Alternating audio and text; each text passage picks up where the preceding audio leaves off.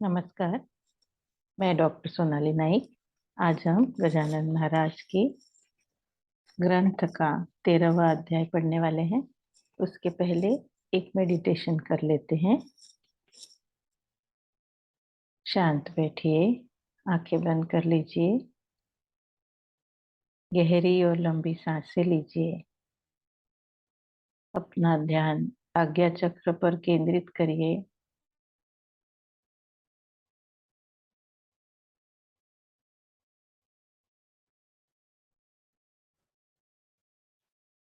देखिए कि आप एक शांत और प्रसन्न जगह पर बैठे हैं। समंदर का किनारा है। लहरों की मधुर आवाज आपके कानों पर गूंज रही है।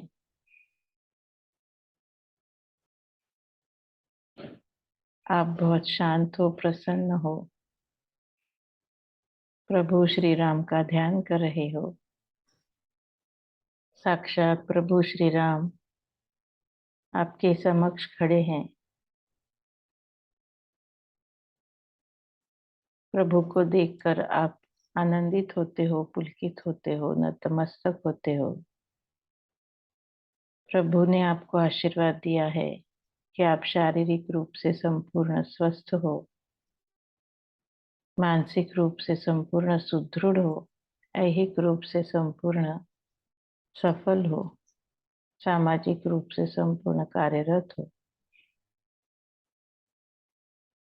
प्रभु के इस आशीर्वाद को पाकर आप आनंदित होते हो, पुलकित होते हैं।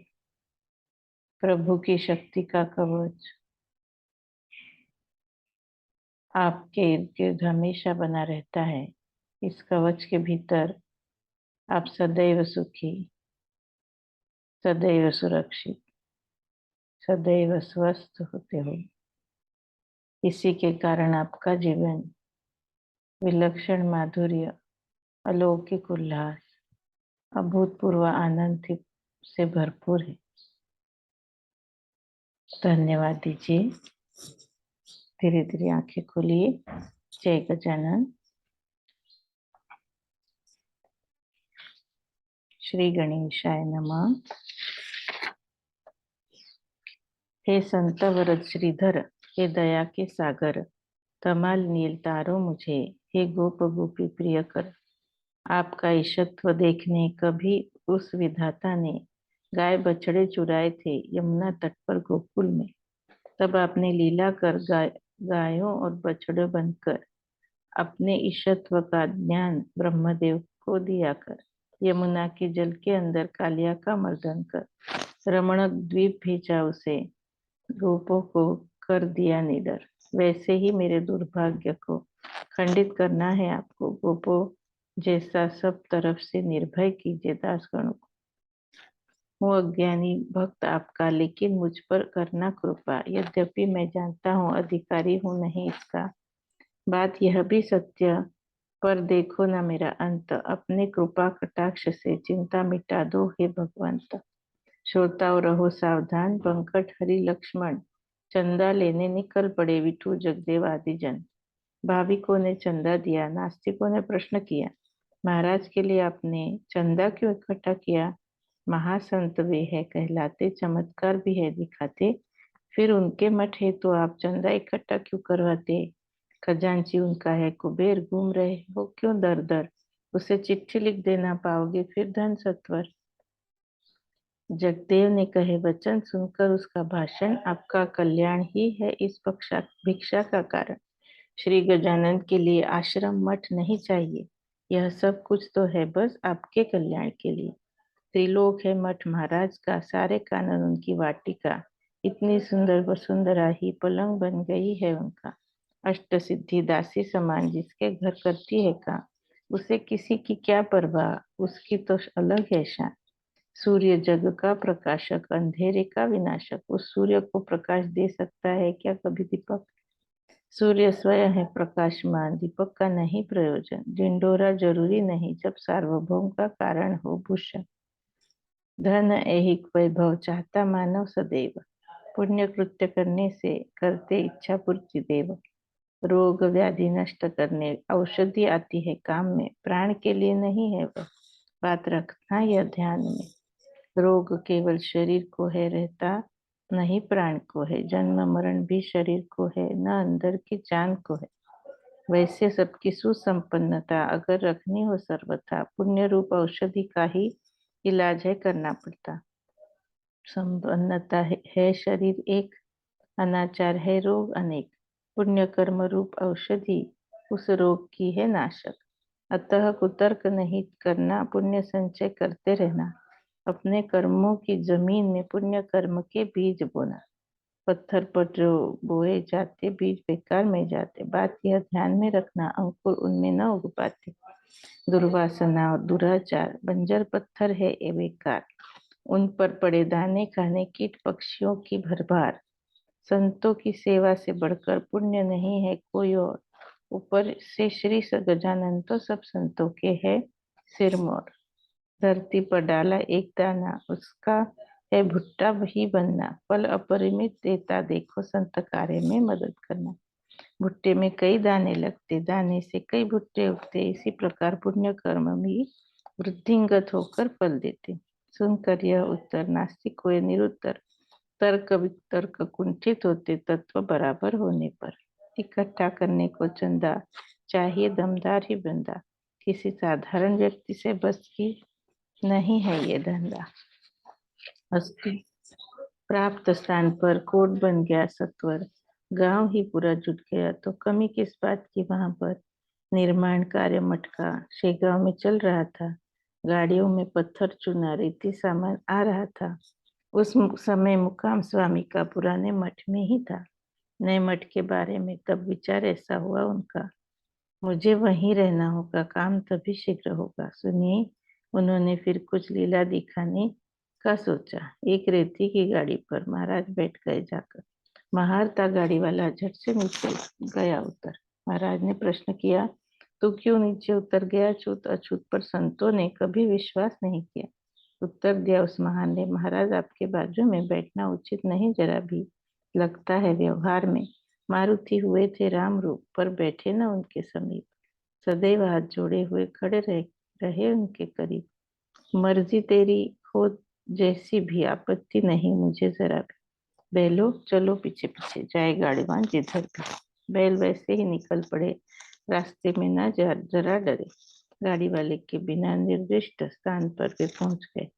महाराज नीचे गए, उतर स्थान के मध्य बैठे जाकर उनकी समाधि खड़ी है आज उसी स्थान पर। यह जगह शेगांव में स्थित है, 2 नंबर में, 700 सर्वे नंबर के 43-45 अंकों में। महाराज बैठे जहाँ पर उस वही स्थान चुनकर काम शुरू करना पड़ा, उसी को केंद्र मानकर। वैसे तो वे थे 2 नंबर, दोनों से थोड़ी जगह लेकर समाधि का केंद्र बनाया। ऐसे चतुर थे भाविक नर। एक एकड़ का हुक्म हुआ था, पर जब काम चल रहा था समाधि मध्य साधने को स्थान कम पड़ रहा था।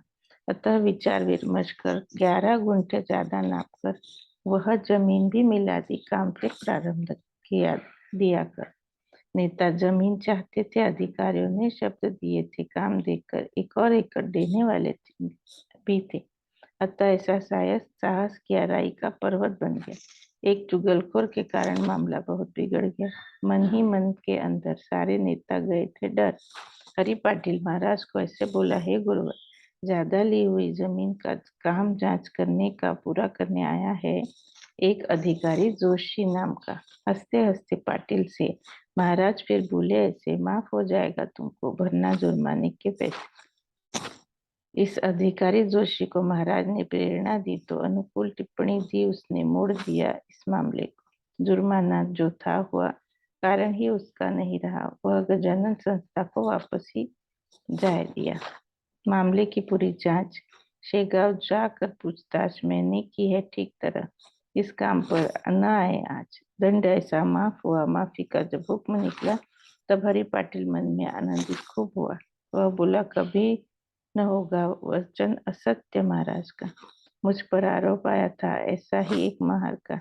महाराज मुझे बोले, तभी डरना नहीं तू जरा अभी। महार बाका न कर सकता बाल एक तेरा भी। अंत में हुए साबित उनके ही वचन सत्य। वही प्रकार आज यहाँ दिख रहा है स्पष्ट। समर्थ वचन और असत्य बात है और सर्वथा तर्क। अस्तु। गांव के लोग हो गए महाराज के शिष्य। आगे मठ में आने पर वो जो कुछ वहां उस हुए प्रकार उनका करता हूँ वर्णन। जो कुछ भी हुए चमत्कार। मेहकर के सानिध्य में सवड़द नाम ग्राम में गंगा भारती गुस्साविथा आया एक दिन मठ में।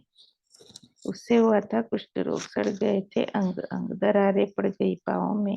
रोग से आ गया था तंग। लाल लाल रंग चामड़ी में। सूजन आ गई कानों में। उंगलियां सारी जड़ गई। खुजली थी पूरे शरीर में। त्रस्त हो गया था थी। इस प्रकार गंगा भारती आशा से शेगाव आया। सुनकर महाराज की कीर्ति गोसावी को अंदर जाने लगे। सारे मना कर। कुष्ठ रोग है तुझे, तू जाना नहीं दर्शन कर। महाराज दिखे ऐसे स्थान पर दर्शन करना, खड़े होकर चरण स्पर्श नहीं करना, तो उनके करीब जाकर। वैद्यों की है राय सही, स्पर्श जन्य रोग यही। इस बात पर विचार थोड़ा तुझे करना पड़ेगा ही। पर एक दिन मठ के अंदर गंगा भारती पहुंचा। घुसकर दर्शन करने महाराज के सब लोगों को चकमा देकर सर रखते ही चरणों में लगाया चाटा। महाराज ने जोर से उसके सर पर। श्रोते अब ध्यान से सुन। खड़ा होकर देख कर लगा देखने, तब मुंह पर महाराज ने दोनों हाथों से फटाफट शुरू किया थप्पड़ लगाने। लात मारी बदन पर, चाटे लगाए गालों पर, खासकर बलगम थूका गोसावी के शरीर पर। गोसावी के तन पर बलगम गिरा थूकने पर उसे उसने समर्थ प्रसाद समझ लिया। मन के अंदर वही बलगम उठाया, सारे तन पर लगाया, मानो व्याधि दूर करने कोई मरहम था पाया। एक नास्तिक खड़े खड़े देख रहा, विस्मय से बड़े डांटने लगा गोसावी को वहीं पर शब्दों में खड़े। तन तेरा क्या सड़ा है कम, ऊपर से डाला गंदा बलगम। इन्होंने तेरे शरीर पर और जरा न तुझे है गम। तूने उसे प्रसाद समझकर रगड़ दिया सारे तन पर। तुरंत जाकर साफ कर दे, साबुन अच्छा लगा कर। इन जैसे जो पागल रहते पृथ्वी पर भ्रमण है करते। अविचारी अंधश्रद्धा जन उनको साधु है समझते।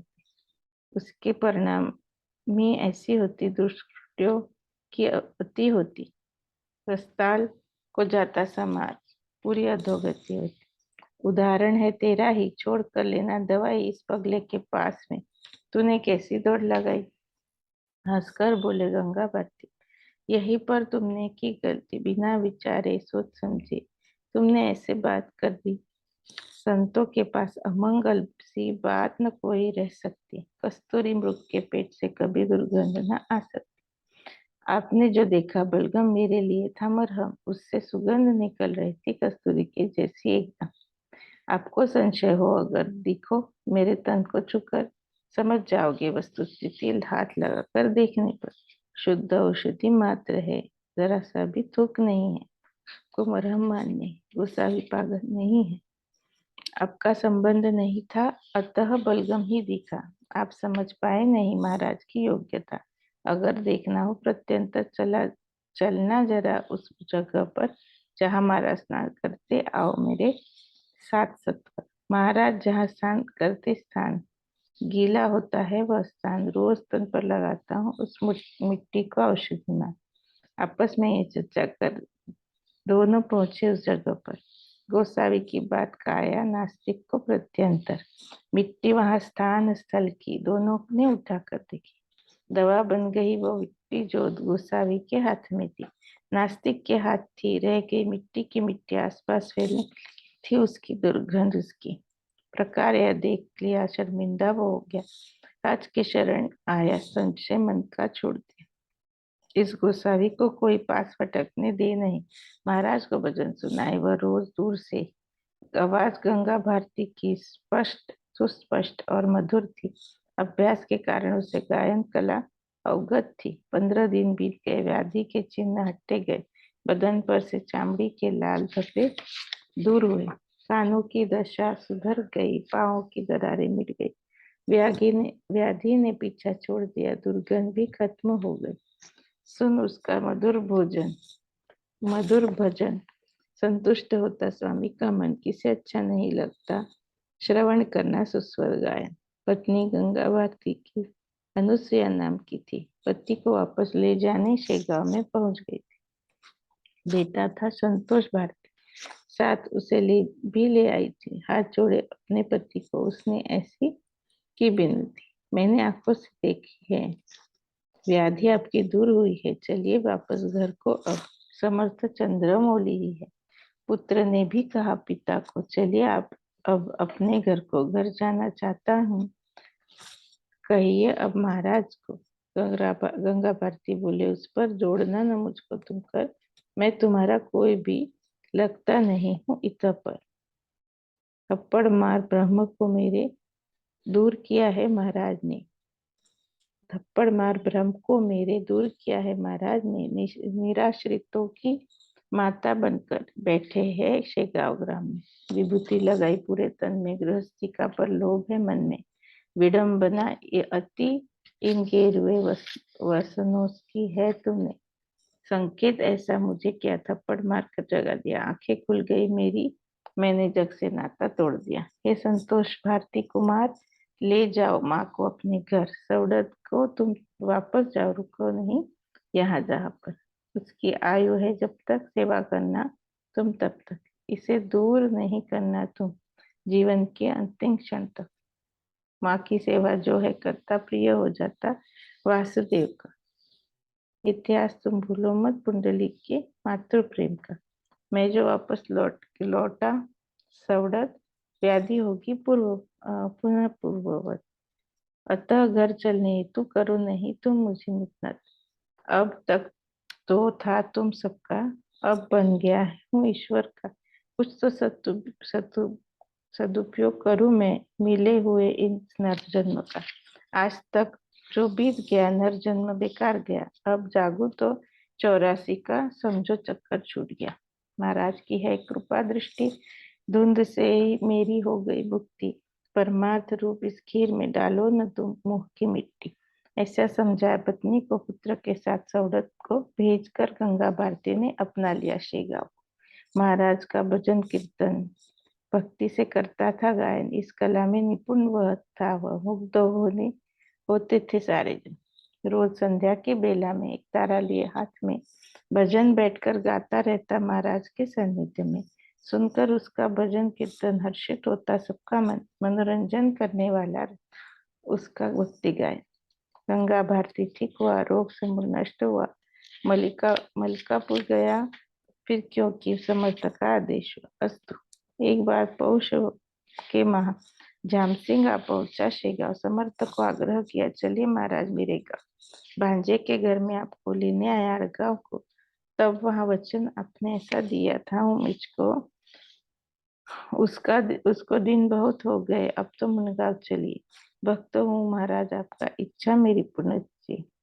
मुंडगांव में घर मेरे रहिए आप थोड़े दिन, सारी तैयारियां कर मैं आया आपको ले जाने। जाम सिंह के साथ में समर्थ गए मुंडगांव में। दर्शन का आनंद अपार, समर्थ शब्द असमर्थ है वर्णन। पैठण में थे एक नाथ, मुंडगांव में गजानन संत। भजन पूजन करने हेतु दीनदिया वहां पहुंचती अमित। रसोइयों का रसोई में भोजन था आधा बनने में। जाम सिंह को महाराज बोले, ऐसा उठने में। जाम सिंह, आज चतुर्दशी, एकदम है रिक्त स्थिति तिथि। पूर्णिमा के दिन तुम भोजन की बिठाओ पंक्ति। उसने कहा, है तारणहार, खाना तो हुआ तैयार, आपका प्रसाद पाने को भीड़ जमा हुई अपार।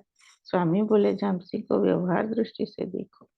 बात मुझे भी सही लगती, पर मान्य नहीं है उस ईश्वर को।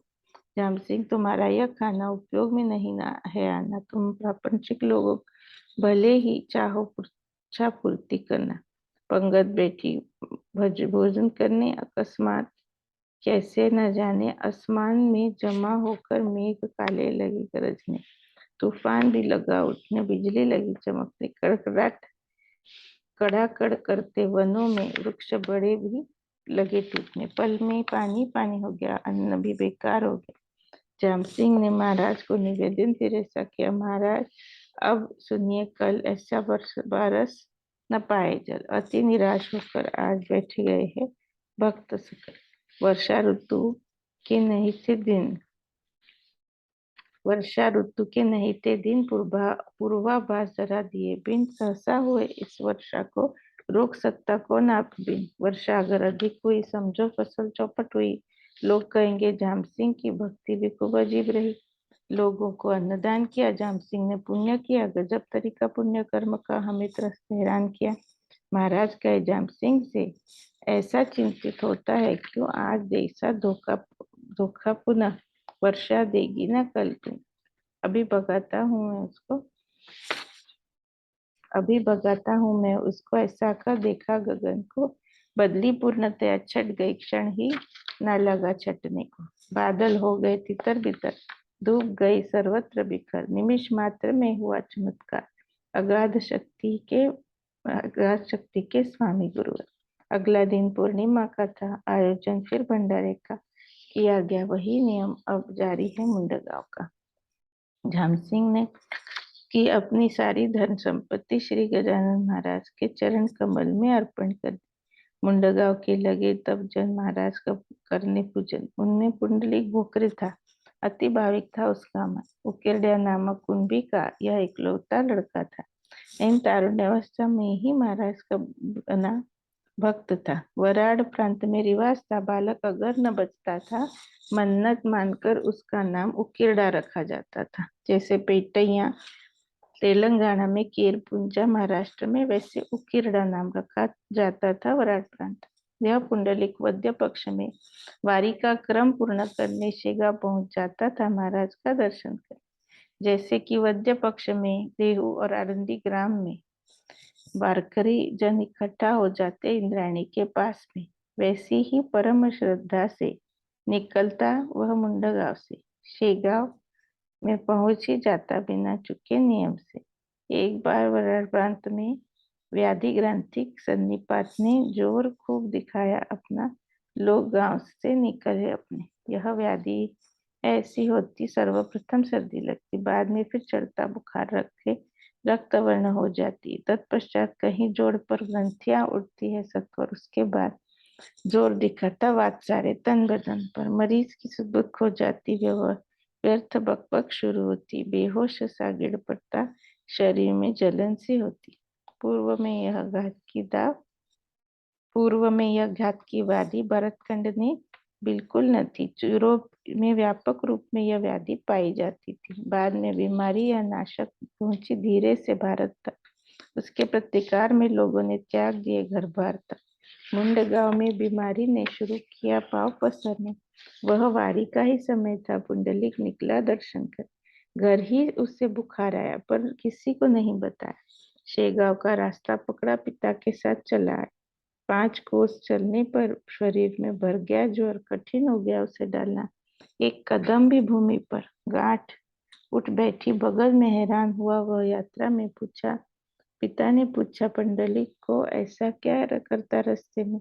पुंडलिक जो बोले जवाब में, बुखार चढ़ा है बदन में, तकलीफ खूब हो रही है, गांठ भी उठी बगल में, शक्ति क्षीण है हो रही, मुझसे चला जाता नहीं, मुझ अभागे की अब वारी पूर्ण होगी नहीं। हे स्वामी, हे दयानिधि, वारी का नियम न टूटे, एक इच्छा है मेरे मन की, बस आपके चरण दिखे। दर्शन आपका करने पर चाहे जितना चढ़े फिर ज्वर, शरीर भी अगर छोड़ना पड़े परवाह नहीं, परवाह मुझे नहीं रत्ती भर। वारी मेरा है पुण्य संचय, होने न देना उसका क्षय। बैरी जैसा घात यह व्याधि करेगी यह लगता भय। शरीर जब तक है समर्थ तब तक होता परमार्थ। बेटे की यह हालत देख पितर हृदय हो गया आर्त। दुख से लगा वह रोने, ईश्वर से लगा विनती करने। कुल दीपक है यह इकलौता, इसको नहीं देना बुझने। कुंडलिक का पूरे पूछे उकेड़ा, लाऊं क्या मैं गाड़ी घोड़ा? बैठो उसमें अब तुम, फिर आराम से तो लगेगा थोड़ा। पुंडलिक ने दिया उत्तर, शेगांव पहुंचेंगे चलकर, वारी है पैदल ही करना, कभी बैठ कभी कर उठकर, मौत भी मुझे आए तो शव ये गाँव को इतना ही कहता हूँ, चाहता हूँ मन से दूर रखो शोक को। उठते बैठते किसी प्रकार प्रतापपुत्र पहुंचे श्री गाँव। महाराज को देखते ही किया दंडवत छुए पाँव। महाराज ने चमत्कार किया, एक हाथ से दबाया अपने ही बगल को, अत्यंतिक जोर लगाया और दिया मधुर उत्तर, पुंडलिक तेरा गंडांतर टल गया है, अब चिंता करना नहीं रखी बस। जैसे ही उन्होंने दिया उत्तर, गांठ दब गई जगह पर। तेज बुखार भी पुंडलिक का पल भर में गया उतर। कमजोर अति हो गया था शरीर, थर-थर कांप रहा। थाल में भोग परोस कर ले आई पुंडलिक की माता। इस भोग को दो खोर समर्थन लिए और बचे कुछ कंपन का भी पल में खत्म हुआ जोर। कमजोरी रही थोड़ी यथावत, पुंडलिक ठीक हुआ पूर्ववत। आंखें खोले देखो अंधो, गुरु भक्ति का फल अमृतवत। गुरु में अगर योग्यता रही, सेवा व्यर्थ जाती नहीं। तनु के घर में हो तो क्यों इच्छा पूर्ति होगी नहीं, बारी ऐसी एक कर। मुंडगांव लौट गया पुंडलिक, ऐसा संकट टलेगा उसका, यह चरित्र पढ़े जो भावी। संत चरित्र न व्यर्थ बखान, अनुभव की है ये खान। मन में बस संशय न रखना, रखना सदा सर्वतो संतों का मान।